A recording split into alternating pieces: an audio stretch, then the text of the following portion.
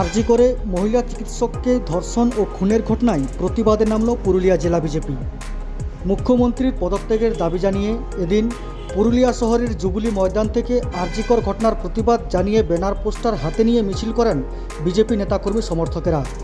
উপস্থিত ছিলেন পুরুলিয়া বিজেপি সাংসদ জ্যোতির্ময় সিং মাহাতো, পুরুলিয়া জেলা বিজেপি সভাপতি বিবেক রাঙ্গা সহ জেলার বিজেপি বিধায়করা এবং অন্যান্য নেতাকর্মী সমর্থকেরা।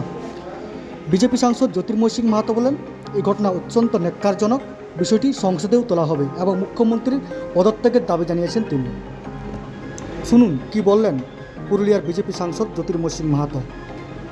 আপনারা সকলেই জানেন কি গত কয়েকদিন আগে যেভাবে এসএসকেএম যে হসপিটাল মেডিকেল কলেজে নৃশংসভাবে হত্যা করে ধর্ষণ করে আর ফেলে দেওয়া হয়েছে। আমি এই কথাটা কেন বলছি, কারণ যে অডিও ক্লিপ একটা ঘুরছে সেই আধারে আমি বললাম। মানে অনেক ধোঁয়াশা এখন আসছে আর কি, আবার নতুনভাবে গল্প নতুন হয়ে যাচ্ছে, কোনো ক্লিয়ার নেই কিভাবে হয়েছে না হয়েছে।